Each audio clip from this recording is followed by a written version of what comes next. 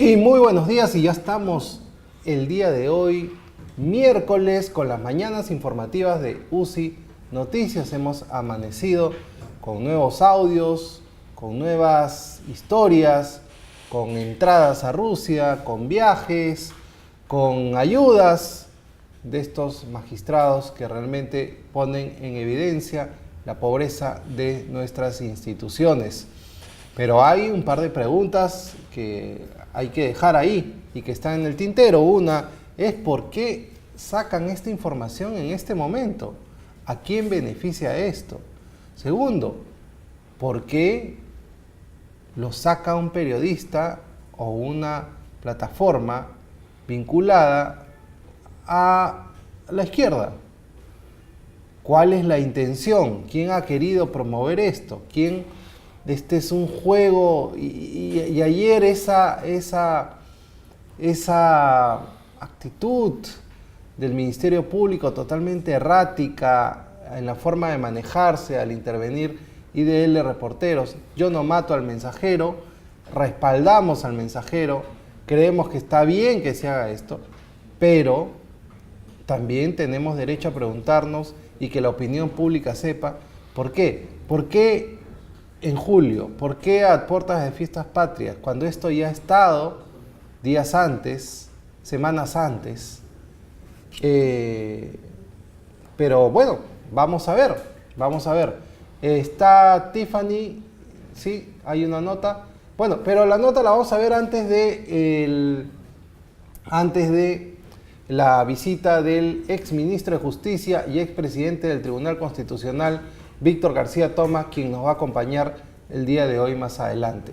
En este momento tenemos a Cristian Rosas, con quien vamos a hablar sobre los textos escolares. Ya hay una fecha límite esta semana. El ministro de Educación tiene que presentar y aprobar, el Ministerio de Educación, los textos escolares que van a tener nuestros niños a partir del próximo año.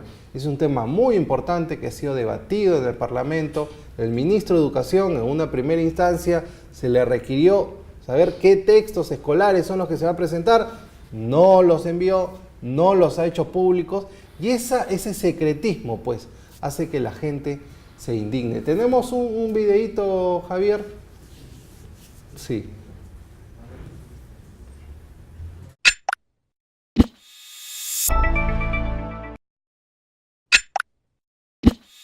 Para presentar a Cristian. Ya, sí. Ok, Cristian. Bienvenido nuevamente. Gracias por estar acá con nosotros. Fue el ministro de Educación al Congreso.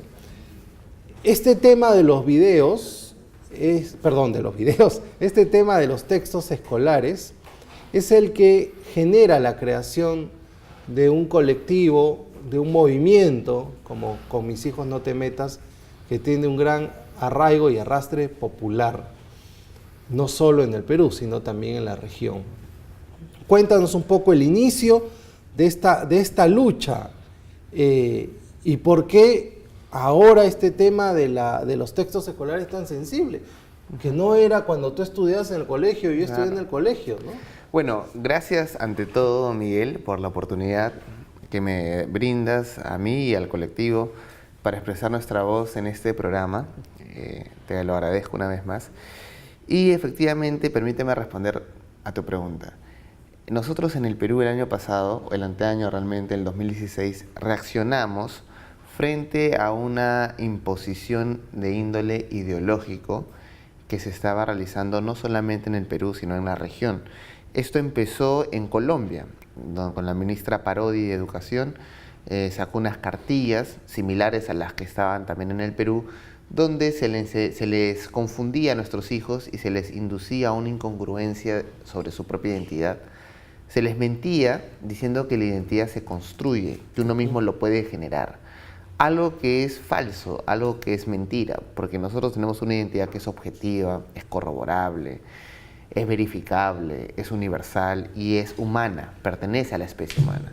No obstante, estas cartillas se están repartiendo en Colombia y generó una reacción que se llamó Rescatando Principios. Logró la destitución de la ministra y logró el ¿Pero retiro de esa nació en partida. Colombia? Digamos, o la venía primera de otro expresión lado? social fue en Colombia, pero no como con mis hijos, sino se le llamó Rescatando Principios. Pero esta Y esta con mis idea, hijos no te metas. Ajá. perdón, este conjunto de creencias sociales, culturales, que es una Claro. ideología, esa es la definición de ideología, que venía de Colombia. ¿De dónde llegó a Colombia? ¿Estados Claro, Unidos, claro, claro. de Europa? La reacción empezó en Colombia e inmediatamente se pulió y mejoró en Perú. Pero la ideología no nace en Colombia, la ideología no nace ni siquiera en ese tiempo. Nace en el libro publicado por Simone de Beauvoir en 1949, que era esposa del filósofo existencialista Jean-Paul Sartre. ¿Y qué decía él? Él decía que uno es lo que hace. En otras palabras, si uno se viste de mujer, se maquilla, se disfraza, se presenta, es mujer. Entonces, él hablaba del ser y la nada. Su esposa Simone de Beauvoir lo teorizó en su libro que se llamaba El segundo sexo, donde ella explícitamente dice que uno no nace mujer, sino uno llega a serlo. Y que no existe tal cosa como una esencia femenina. No hay nada femenino, genuino. Todo lo que consideramos femenino, natural, biológico, simplemente son costumbres, tradiciones impuestas por una sociedad patriarcal, heteronormativa, entre otras descripciones que ella menciona. Esta noción, al ser anticientífica, al ser antihumana, no tuvo el arraigo inicial y ni el apego, ni en la academia, ni en la cultura, ni en la política.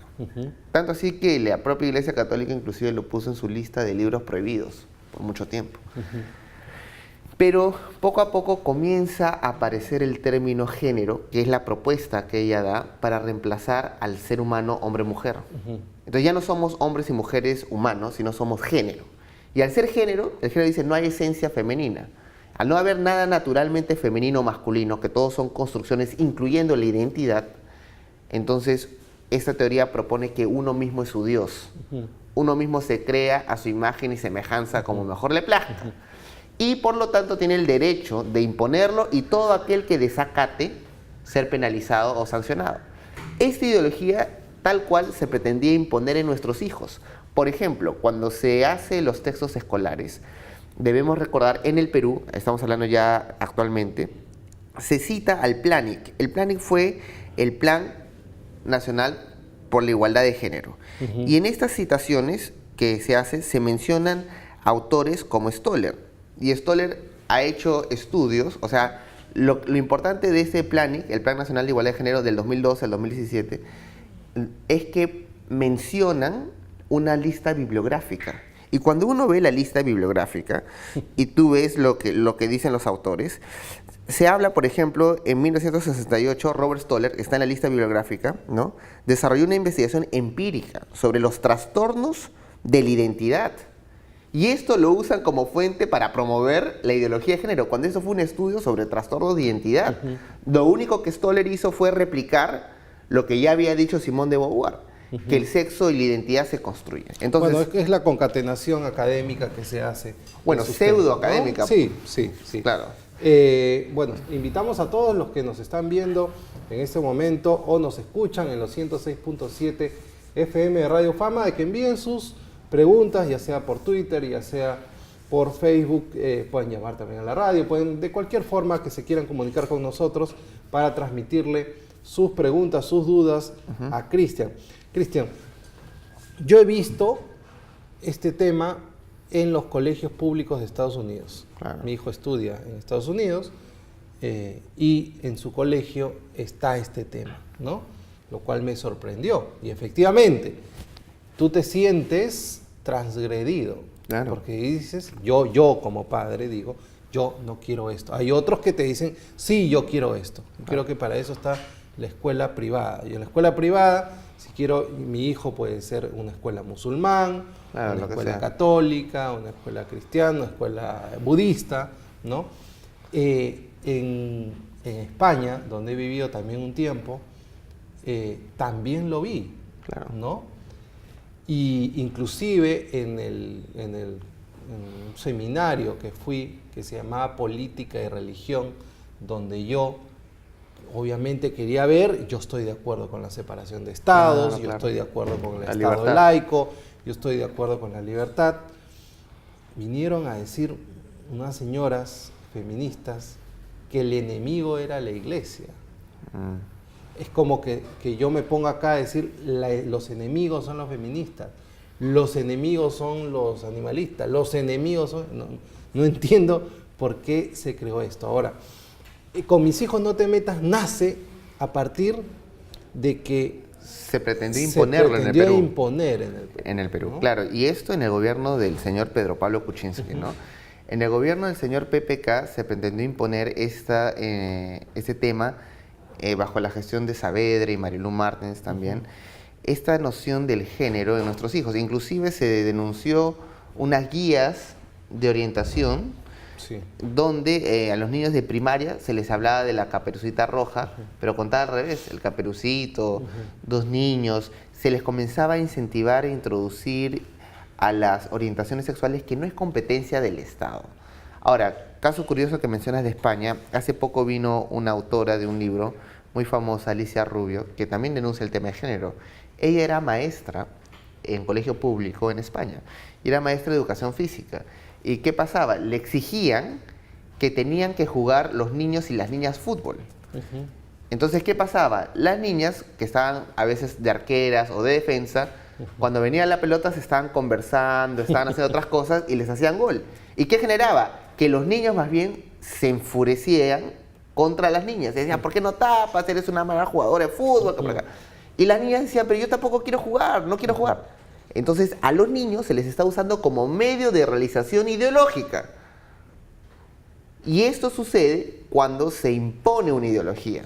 Porque las ideologías son, por naturaleza, dogmáticas. O sea, uno la asume y cree que el mundo sería perfecto si se borraran las diferencias socioeconómicas, marxismo.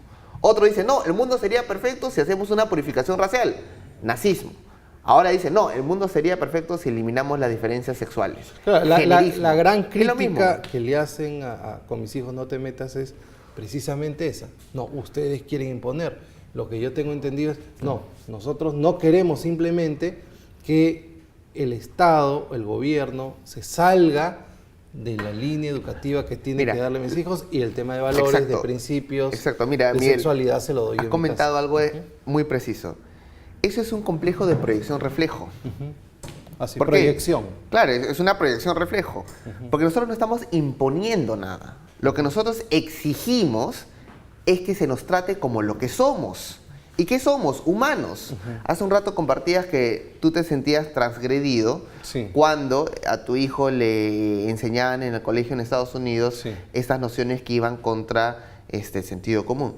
Pero esa transgresión, antes de como padre, se da en un primer grado como ser humano. Porque como especie humana, nosotros sabemos que somos hombres o mujeres desde antes que nazcamos. Desde antes. En el momento de la concepción se forma un ADN único con tu sexo y tienes que esperar unas semanas para recién visualizarlo en ecografía.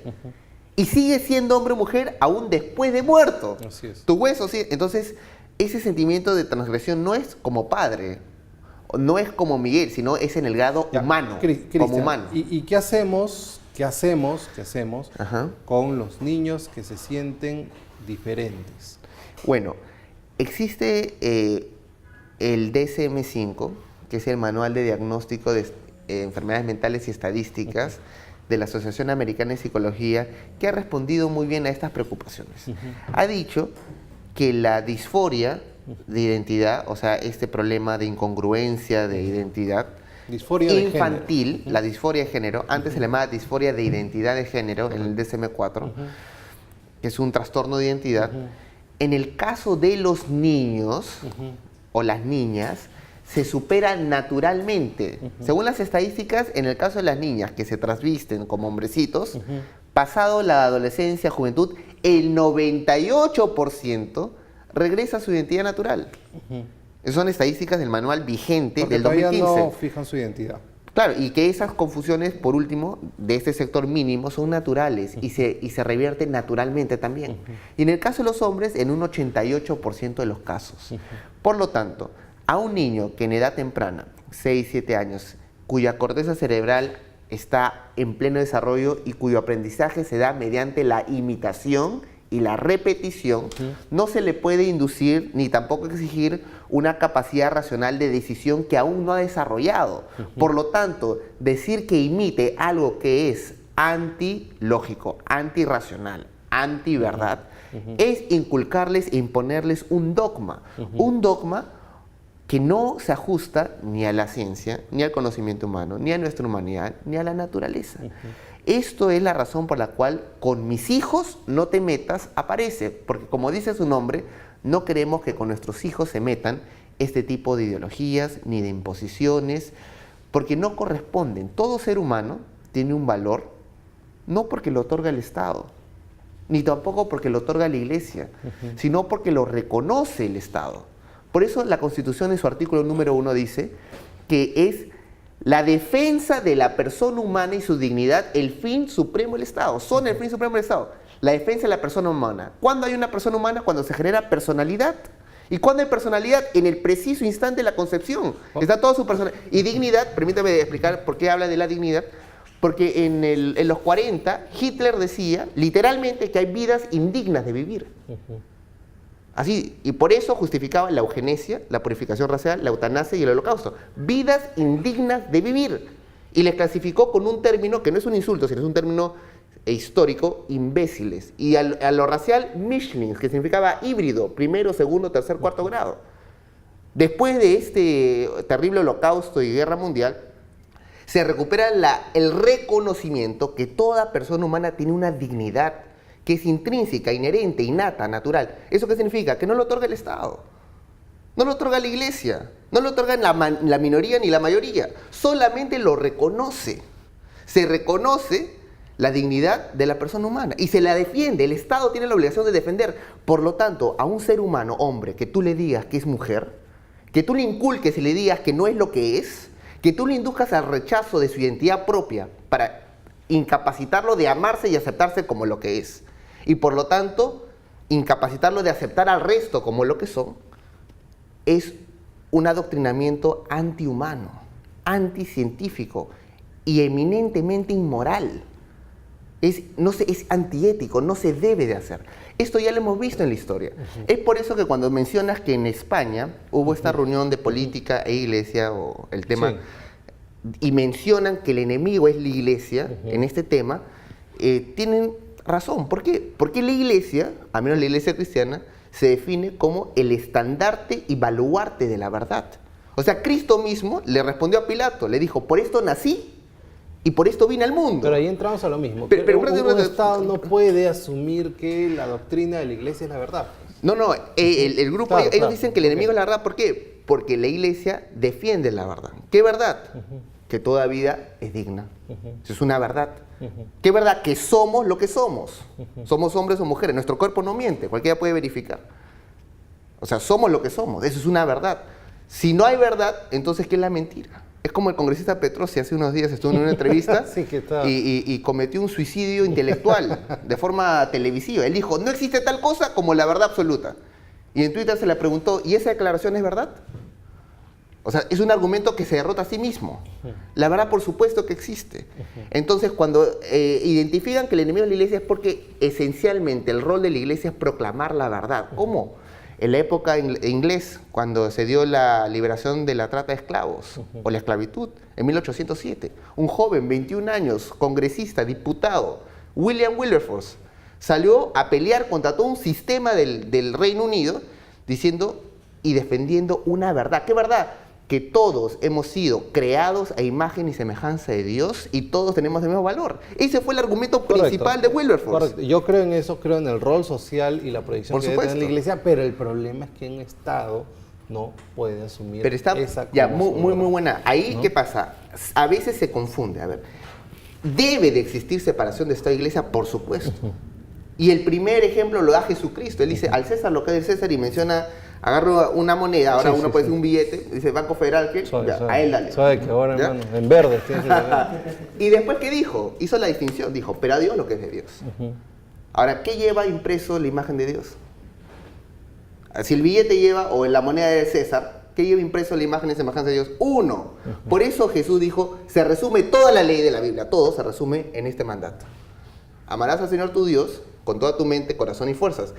No podemos amar con toda nuestra mente a Dios si estamos prohibidos de proclamar la verdad. Si no puede decir que la identidad de género es una mentira, no se le puede amar. ¿Quién usurpa nuestra capacidad mental, nuestro libre albedrío? El Estado. Correcto. Pero el Estado no es propietario de nuestra capacidad mental. Así es.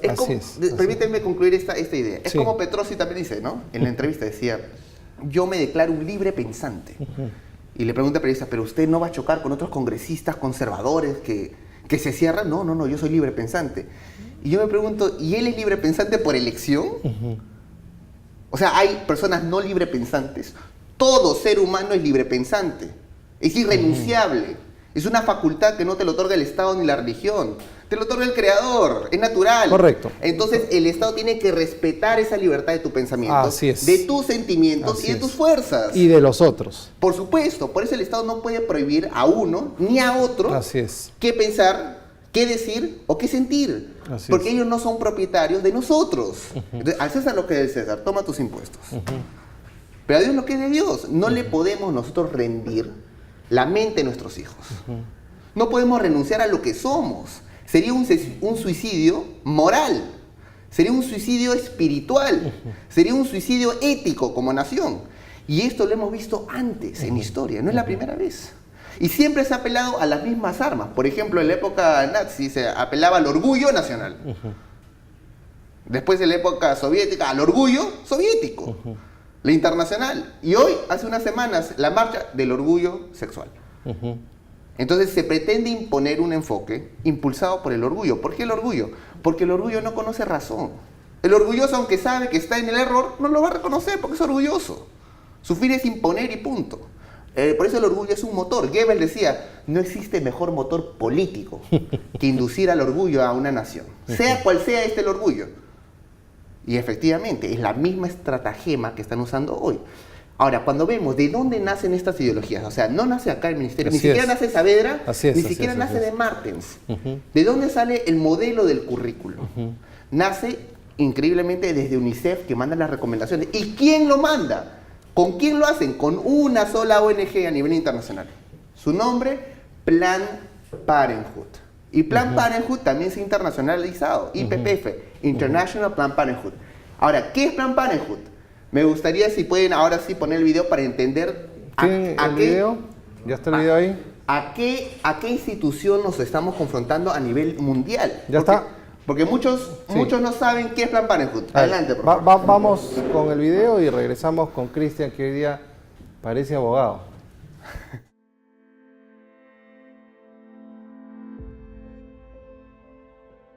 Planned Parenthood se funda en 1926 por Margaret Sanger en Nueva Jersey, Estados Unidos, con la intención de camuflar sus delirios de purificación racial a través de la eugenesia, el aborto y las esterilizaciones forzadas. Lo encubrieron mediante supuestos servicios de maternidad, salud sexual y reproductiva, que no eran más que asesinatos de seres inocentes e indefensos. Eugenics means the release and cultivation of the better racial elements in our society, and the gradual suppression, elimination, and eventual extirpation of defective stocks, those human weeds which threaten the blooming of the finest flowers of American civilization. The most merciful thing that a large family does to one of its infant members is to kill it. Como hemos escuchado a Margaret Sanger, fundadora de Planned Parenthood, su intención fue impulsar junto a las mujeres del Ku Klux Klan una nueva estrategia de exterminio de la supuesta maleza humana, para así purificar la raza. Esto debido al que el linchamiento de afroamericanos perdía acogida en la sociedad estadounidense, táctica sofisticada que aplicó nada menos que el régimen nazi de Adolfo Hitler. ¿Cuál es la expresión internacional de Planned Parenthood? IPPF, International Planned Parenthood Federation. Y en el Perú, ¿con quiénes colabora Planned Parenthood y la IPPF? ¿Seguiremos permitiendo que estas encubiertas ONGs continúen promoviendo el asesinato de inocentes? Ya, bueno, muchas gracias. Bueno, de ahí viene. Claro, Planned Parenthood nace gracias al Ku Klux Klan en Estados Unidos. El Ku Klux Klan femenino impulsa a Margaret Sanger, teórica de Planned Parenthood, porque ella propone una nueva alternativa para eliminar la maleza humana. O sea, si el linchamiento negro pierde acogida popular. ya no se puede defender ni justificar tanto jurídicamente, están que se levantan abogados. Así que hay que emplear otra estrategia de exterminio masivo. Vamos a hacer una purificación, una eugenesia. Entonces funda planificación familiar para proveer servicios de aborto, de esterilización forzada o esterilización en los Estados Unidos. E increíblemente, ¿quién fue el primer grupo que le dio plata a Plan Parejo? Fue a los pastores, diciéndole a los pastores, acá hay una ofrenda para que no se metan ni se inmiscuyan en los asuntos públicos. Limítense a la religión. Después se internacionaliza IPPF y viene un representante del régimen nazi de Estados Unidos para estudiar lo que hacía Plan Parenthood. Y el alemán le dice, ¿y por qué no lo aplican mediante el Estado? Y dice, no, es que en Estados Unidos respetamos la libertad individual. Ah, ya. Entonces la única diferencia es que Hitler lo hizo masivo mediante el Estado y en Estados Unidos lo hacen uno por uno según la decisión individual de la persona, pero sigue finalmente siendo el mismo mal. La negación de la dignidad humana. ¿Quién es el Estado para planificar sobre tu vida? Tú no eres propiedad del Estado, o no somos hijos del Estado, como se decía en la época soviética. No. El ciudadano es el fin supremo del Estado. El Estado, los funcionarios trabajan. El tema es que el Estado debe proteger los derechos humanos de cada persona, indistintamente, creo, de lo que se crea, como se mira en el espejo, como se considere, o la identidad que tenga. Por supuesto. ¿No? Debe tener justicia, educación, salud, sin ningún tipo de discriminación y educación de calidad. Ahora, el problema es que le solicitaron, creo, al ministro de Educación, Daniel Alfaro, que presente los textos que se iban a aprobar en estos días, el 15 de julio creo que es la fecha límite, y que van a ser publicados el próximo año. Y en el texto de quinto año de secundaria hay títulos como "No sé qué sexo tengo", o hacen una crítica a los movimientos pro vida y pro familia, como la Marcha por la Vida que tú promueves, intentando desprestigiar por ser obstáculo a las ambiciones de promoción de la cultura LGTBI y aborto. Entonces, Cristian, ¿a qué va a llegar a esto? Tenemos que cerrar este tema donde hay un sector que se siente ofendido y hay otro sector que se siente ofendido. Ha habido toda una ola de activistas que están promoviendo, ponen los nombres de sus hijos, donde están, y critican a tu padre como que está interviniendo en la educación de sus hijos y que quieren una intervención del Estado. Cuando uno ve y evalúa las intervenciones sociales, uno siempre tiene que tener en consideración si estas son genuinas, si son reacciones, si nacen en el lugar o si son importadas y subvencionadas. Por ejemplo, hay millones de dólares que se envía al Perú para estas ONGs que promueven la mentira. Sí. En cambio, con Mis Hijos No Te Metas ni siquiera tiene cuenta bancaria, ni siquiera estamos en registros públicos. Existimos en la modernidad, en las redes sociales, eso es toda nuestra fuerza. Sin embargo, hemos movilizado 125 ciudades del país en el mismo día, más de 2 millones de personas, algo que no se ha visto. ¿Por qué? Porque apelamos a una verdad que es reconocible por cualquier ser humano, frente a la mentira. Es por eso que estamos confiados que triunfaremos, porque ninguna mentira es eterna, la verdad siempre va a triunfar. Y frente a este secuestro del Ministerio de Educación, porque se ha cooptado un Ministerio de Educación para inculcarle a nuestros hijos la mentira, un revisionismo histórico inclusive en otros temas de nuestra historia, como el tema del terrorismo, que le llaman conflicto armado interno. Por favor, a nosotros como evangélicos y a iglesias enteras iban y nos masacraban, Sendero Luminoso, colgaban al pastor. ¿Qué le hacía el pastor? No le hacía nada. ¿Cómo eso va a ser un conflicto interno? Eso se llamaba terrorismo, aterrorizaban, buscaban a los pastores para matarlos. O sea, es una mentira decir que es conflicto armado interno. Ha sido terror, el terrorismo como mecanismo de imposición. No olvidemos que Abimael Guzmán fue 3 veces a China y terminó en primer puesto en la capacitación de Mao, porque precisamente tenía en su mentalidad la aplicación de una revolución sangrienta. O sea, fue desde su inicio, fue terrorismo. Pero no solamente se habla del terrorismo o se les quiere hacer una revisión histórica, sino una revisión sobre nuestra humanidad, lo que somos, ¿no? Ya no somos hombres o mujeres, no somos niños, niñas, no somos hombres, no somos humanos, somos género.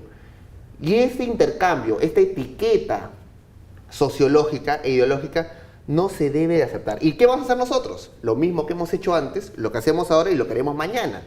Nos organizaremos a nivel nacional, marcharemos incansablemente hasta interpelar, censurar, derogar, si es necesario censurar Uno al más, ministro, uno el más. gabinete, el presidente, la próxima segunda vicepresidenta, si está Fujimori, igual Fujimori, sea quien sea. Porque el fin no es la democracia. Jamás debemos de olvidar lo que decía el reverendo Martin Luther King Jr. En cada exposición decía, jamás olvidemos que todo lo hecho en el régimen nazi fue legal y fue democrático. O sea, la legalidad no debe ser confundida con justicia. Son dos cosas separadas. Hay leyes que son injustas. Y la democracia tampoco debe ser interpretada como bienestar, porque la democracia es un método, nada más. Cuando ese método es contrario a la humanidad, es una obligación moral romperlo. Y nosotros, imposible que nos sometamos a una ley injusta, o sea, que a nuestros hijos le digan que no es hombre, que no es mujer. La Constitución en el artículo 15 dice con claridad, el educando tiene derecho a una educación que respete su identidad. No dice que construya. Es más, el Poder Judicial ha emitido una sentencia exigiendo la suspensión de la aplicación del enfoque de género. Cristian, ¿qué sientes? Y el ministro se ha reído en la cara del Poder Judicial. Sí, ¿y qué sientes cuando ves por el otro lado que ponen un texto donde dice que hay que esperar hasta tener 24 años para conocer a una persona, o ponen textos bíblicos en los textos escolares? Muy buena pregunta. Cuando ellos han hecho ese tipo de introducción, me parece que su intención era simplemente hacer una burla. Primero que todo, ninguno de esos textos que se propuso, que ha sido propuesto por Con mis hijos no te metas. Ninguno. Claro. Ninguno. Porque nosotros creemos que debe haber un respeto y se debe enseñar la sexualidad, pero como era naturalmente enseñada. ¿Cómo se enseñaba antes la sexualidad? Fácil. Ciencias naturales, anatomía, biología, reproducción humana, órgano reproductor, etapas de fertilidad, riesgos de enfermedades. ¿Y cómo se le enseñaba el derecho? Educación cívica. Entonces, en educación cívica sabías cuando era una violación, cómo denunciar, cuáles son tus alcances, cuáles son tus derechos, tus libertades. Se ha anulado el curso de educación física. ¿Y qué pasó en ciencias naturales? Dijeron, en un año cambiaron órgano reproductor por órgano sexual. Nadie se dio cuenta porque eran sinónimos. Y al siguiente año dijeron, ¿y por qué el órgano sexual va a estar visto bajo la óptica de reproducción humana? Mejor hagamos educación sexual. Y ahora en educación sexual le quieren decir a nuestros hijos que, dice, para que aprenda a gozar plenamente su sexualidad. Oye, un momento, yo no le mando a mi hijo al colegio para que el maestro le enseñe a gozar su sexualidad. Porque no es propiedad del Estado el cuerpo de mi hijo. Ni es decisión del Estado cuando mi hijo o mi hija inicia su vida sexual. Entonces, el gobierno se está extralimitando de sus funciones. Pero vamos, ok. De acuerdo, ok. No debe haber una educación sexual de parte del Estado. Neutral, tiene que ser desde la óptica y por científica, el otro lado, médica, cívica. Y por el otro lado, no está bien tampoco, o si está bien, según tu posición, de que pongan textos religiosos para muy bien. Primero interpretación que todo, de parte de los chicos. Se ha malinterpretado cuando se dice que la castidad o la virginidad es una cuestión religiosa. Porque la castidad y la virginidad es un método de anticoncepción natural que antecede la religión. Claro, el tema es que lo toman como texto bíblico, ¿no? No, obviamente no, porque tampoco se le va a dar como premisa de justificación una cuestión religiosa, porque sería caer en lo mismo. O sea, no se le impone un dogma sociológico, pero se le impone un dogma religioso, tampoco. Sí. Tampoco. Finalmente, quien toma la decisión es el niño, y el niño, o la niña, o el joven, o la señorita, el adolescente, tiene que tener la información. Y tiene el derecho a conocer la verdad, o sea, el ser humano. ¿Y cuál es la verdad? Que el único método natural, que no requiere intervención ni de religión ni del Estado, natural, en colegio que público, antecede el Estado y antecede la religión, natural porque pertenece a la especie humana, es la castidad. Es un método que le da 100% garantía de no embarazo y 100% garantía de no transmisión de enfermedad sexual. Entonces no se puede prohibir. ¿Por qué? Porque una religión, sea cristiana u otra, lo acepten. Eso más bien sería excluir un método, el primer método. Es como simplemente por un prejuicio religioso. Cristian, ¿a ti te gustaría que en los textos escolares esté un texto del Corán? ¿Y es parte del curso de comprensión de lectura, de literatura, de lenguaje? Bueno, si es parte de historia, si es parte estamos de comprensión de lectura de los textos escolares para los alumnos. ¿Por qué? Porque el Estado no puede hablar, Corán. No puede hablar desde la perspectiva del Islam o del Corán, de la misma manera que no puede hablar de la perspectiva como interpretación, como comprensión de lectura. Bueno, si es comprensión de lectura para un libro de religión ese es el punto, ¿no? está bien, claro. Pero el problema es que cuando uno adopta un enfoque, o sea, unos lentes, ¿no? Llamémosle enfoque, que en realidad no es un enfoque, es un prisma, porque distorsiona la realidad, pero llamémosle enfoque, ¿ya? Cuando uno aplica un enfoque de género, está aplicando una visión ideológica para interpretar la realidad, y nosotros queremos no que sea un enfoque de género. ¿Qué exigimos? Que sea un enfoque humano, porque es nuestro primer grado. O sea, cuando se dio los juicios de Nuremberg en Alemania, y le juzgaron a los alemanes que habían sobrevivido, el alemán le respondió al fiscal Jackson de los Estados Unidos y le dijo: oiga usted, estadounidense, siempre con su complejo de superioridad moral, si quiere un juicio justo, júzgueme bajo la ley alemana, porque yo no soy estadounidense, ni tampoco soy inglés, ni soviético, ni mucho menos francés. ¿Quieres un juicio justo? Júzgueme pues bajo la ley alemana. Y Jackson agarró los juicios de Nuremberg y dijo: oye, ¿verdad? Tiene un punto. Se reunió con los jueces de los países ganadores, ingleses, soviéticos, se habían invitado a los franceses, más Estados Unidos. Y evaluaron y ¿qué descubrieron? Que todo lo realizado por el régimen nazi fue legal. Había respetado el debido proceso, fue democrático. Entonces había un vacío, no se les podía condenar porque fue legal. Entonces dijeron: no. Antes de ser nazi, eres alemán. Y decían: sí, soy alemán. Y antes de ser alemán, eres humano. Exacto. Y por lo tanto, por el ser humano, en el primer grado que nos hace común a todos, no hay justificación alguna. Y de ahí nacen los derechos humanos, porque es nuestro primer grado en común. Es lo que nos hace común entre un homosexual, Te está un mirando ateo. el doctor García Toma, ten cuidado. Pero está bien, pero está muy bien, porque es parte de la historia, es parte de la historia. O sea, nuestro primer grado en común es nuestra humanidad. Ahí no hay diferencias. Tú tienes derecho porque eres humano. Ellos que decían: no hay humanos, hay subhumanos, hay Ubermensch, ultrahumano.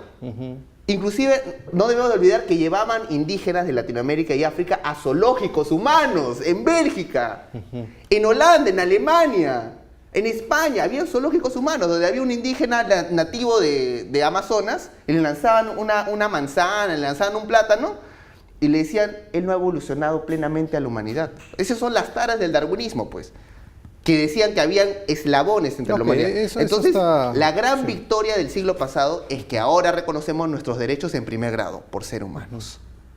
No por en qué creemos, ateo, cristiano, eso no te genera derechos. Tú eres libre de creer, pero tampoco te debe generar protección. Porque si yo digo protección al evangélico, entonces podría denunciar a todos de evangelicofóbicos. No se puede proteger ni la creencia, ni los gustos, ni las atracciones, ni los pensamientos, no se pueden proteger. Eso requiere libertad. Uno es libre de pensar bien o mal, correcto o incorrecto. Pero lo que se defiende, la dignidad, es del ser humano como humano. Si no, vamos a regresar en la historia a las mismas teorías del siglo pasado, precisamente el segundo sexo, 1949. Ok, Cristian. Mira, entonces, para ponernos de acuerdo, porque este es un tema en el cual no se ponen de acuerdo y no queremos estar como Petrosi, ¿no? Claro. Que después decimos sí, pero es no. O no, pero sí. Educación laica. Claro, por supuesto. Totalmente. Claro. No separación Estado-Iglesia. Claro. Pero ojo, separación de Estado e Iglesia no es sinónimo de separación de Dios y Estado. O sea, ahí hay una confusión a veces. O sea, la separación de Estado e Iglesia significa que el Estado no adopta una visión particular de alguna denominación. Pero tampoco es sinónimo de un Estado ateo. O sea, es un Estado que respeta, pero se diferencia de la Iglesia. Pero tampoco promueve el ateísmo. Porque el Estado, el Estado no es debe teólogo. ser teocrático hasta cierto punto, ¿no? No, laico sí, Ya. que es del pueblo. En la Por toma eso, de decisiones sí. él lo funciona. Pero laico, o sea, Estado laico, ¿qué significa? El Estado del pueblo. O sea, Así es. entonces, cuando ves la foto de "con mis hijos no te metas", ese es el Estado laico, ¿no? O sea, ese es el pueblo, el laico. Pero ese Estado laico es una nación. ¿Y esa nación qué es? Es cristiana. Entonces, obviamente, no se le va a ver desde la óptica religiosa, pero no podemos dejar de diferenciar entre Estado y nación. La nación de cristianos es cristiana, pero no Claro. todo. No todo, el por país, supuesto, ¿no? por supuesto. Pero finalmente, para el contrato social, que es la Constitución, ¿no? En cualquier nación lo firma la cultura predominante homogénea. Pero por eso invocamos a Dios. Pero por eso la Constitución recoge esas. Claro, invoca a esos Dios, principios, al Dios claro. Todopoderoso, en el Como el preámbulo. himno nacional. Claro. Y es más, lo cantamos en el himno nacional, al Dios de Jacob. Está en el lema de la Policía Nacional, Dios, patria y ley. Más bien debería ser al revés, coima, ley. No. Nada, o sea, realmente, es que eso muchas veces está pasando. Lo que vemos con los audios, Cristian, se viene una marcha. por supuesto. ¿Qué día? Bueno, esa es una muy buena pregunta. Estamos por definir la fecha en esta semana y se viene una marcha masiva a nivel nacional y una secuencia de acciones, ¿no? Políticas. Porque de ninguna manera los padres de familia nos podemos rendir en esta materia, ¿no? Si perdemos la batalla con nuestros hijos, ¿qué otra batalla queda, no? tenemos que luchar hasta el fin, a tiempo, afuera de tiempo, nos escuchen o no nos escuchen.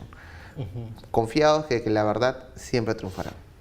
¿El ministro va a presentar los textos antes de ser aprobados?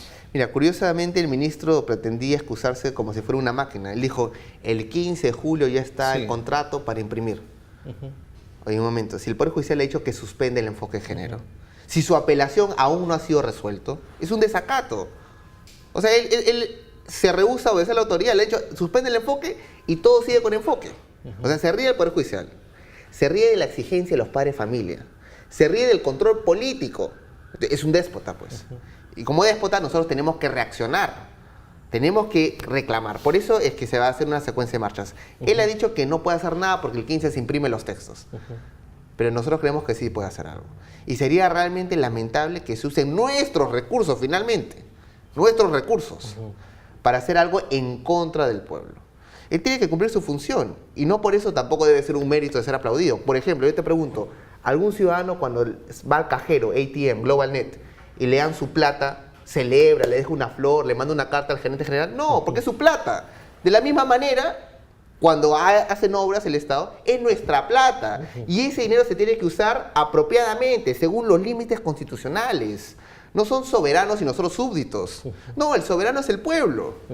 Y ya tenemos un contrato social, hay límites, hay parámetros. O sea, ¿cómo interpreta el ministro el artículo 15 que dice el educando tiene derecho a una educación que respete su identidad? ¿Cómo interpreta eso? Va a decir, no, la identidad se respeta, que él mismo lo construya. Que ahí está. O sea, ese ¿cómo? es el punto, pues. ¿No? Claro, ese sería ilógico, porque sería relativo. Bueno, Cristian, muchas gracias. Siempre es educativo conversar contigo. Me encanta conversar contigo porque siempre se aprende. Eres una persona que está totalmente involucrada en esto. Espero que se llegue a un punto en el cual se respete el derecho de todos los peruanos. No solo los cristianos, también de los musulmanes, también de los budistas, también de los agnósticos. Y de los LGTB. Ahora, déjame terminar con esta frase muy importante. Un mensaje para las personas con orientación homosexual o de identidad. Un mensaje a la nación. ¿Cuál es el mensaje? Que ustedes tienen la misma dignidad, el mismo valor absoluto que todos.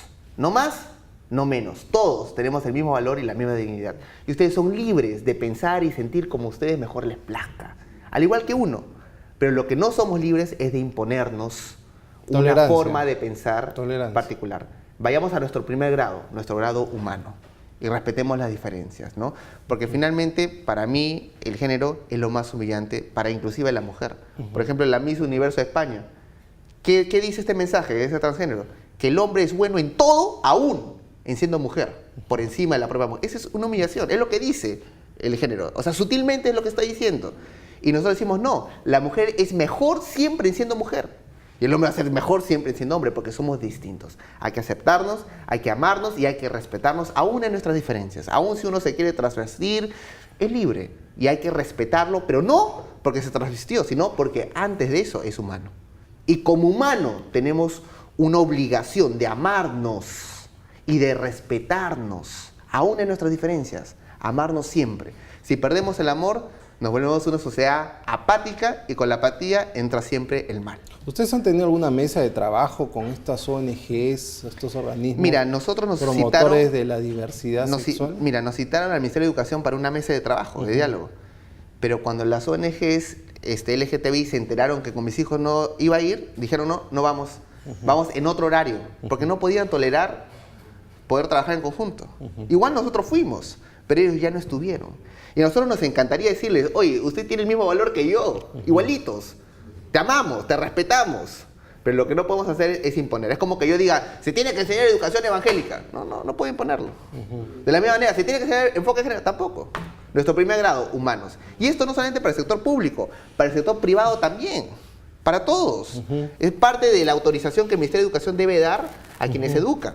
Porque en primer grado, toda educación tiene que partir del reconocimiento de lo que somos, humanos.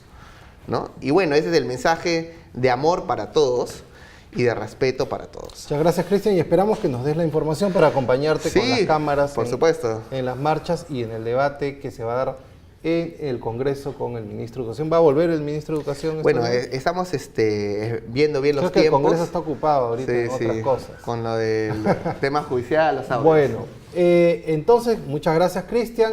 Nos vamos a un pequeño corte. Vamos con la nota sobre este caso, este escándalo que ha revelado IDL Reporteros. Y regresamos con el ex ministro de Justicia y expresidente del Tribunal Constitucional, doctor Víctor García Toma, para ver los caminos que le quedan. Ayer han hablado de un proceso express en el Congreso, ya no este tema que debió tomar 20, 30, 40 días. Ojalá se respete el debido proceso. Así que nos vamos a un corte y regresamos con la entrevista al doctor Víctor García Toma sobre esta crisis institucional del sistema de justicia.